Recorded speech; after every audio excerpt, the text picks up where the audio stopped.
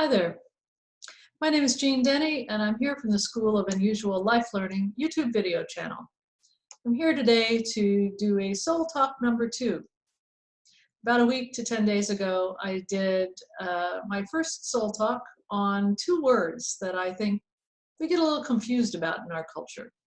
Those words were aliveness and vitality, words we have very positive feelings about. What I talked about then was that we have narrowed our ideas of aliveness and vitality to refer to such a narrow band of human experience, mainly youth or love or sexuality, something like that. And we have left out a huge range of human experience that is actually important to our life and very much a part of our life. I've been confused about what that's about for a long time and spent a lot of time thinking about it. I've pretty much concluded that the reason we've done that is because of an idea that we don't even know that we carry, and it's a pervasive idea. It's a silent idea. It's sort of like the elephant in the room of our psyches. It's an idea that's behind so many things in our lives. It runs our military, our medicine, our politics, our economy. I bet you're curious about what it is that I think runs all of those things. Are you ready? Hold on. It's this idea: life versus death. In this schema, which is dominant in our culture, all things that are good or happy or joyous, we keep on this side of the line, and we call it life. And all things we don't want, or that we're afraid of, or seem overwhelming to us, trauma, tragedy, we call that death. And we try to keep things separate. We try to keep this from that. And we have actually a lot of superstition that we actually can do that. I don't know. That idea leads to its corollary, or its natural conclusion. And that's this: that what it means to be alive is to be not dead.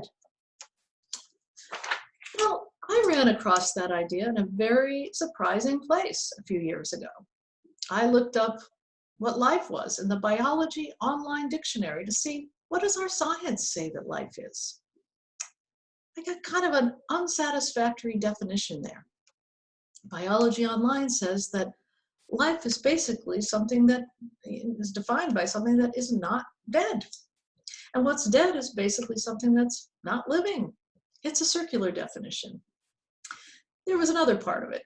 It's also a materialistic definition. It said that the way that we can know that something is alive, the way it has this characteristic of life, is by 5 things.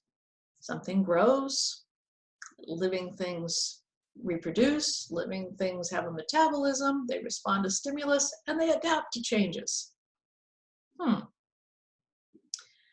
not so crazy about that definition as a 59-year-old, because honestly, I'm not growing physically, I'm not reproducing, my metabolism's slower, I'm slowing down in terms of adapting and responding.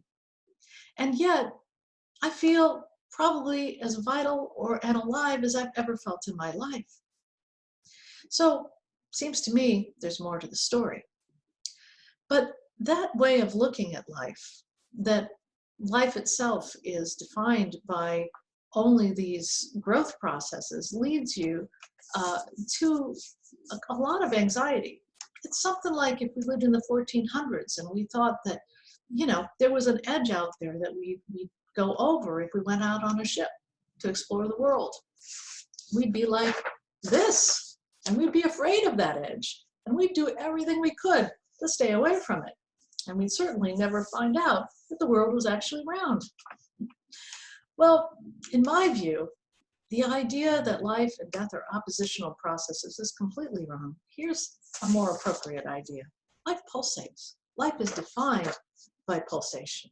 That means that the nature of life itself is to change forms and to go in and out of different processes. That's what makes us alive and vital.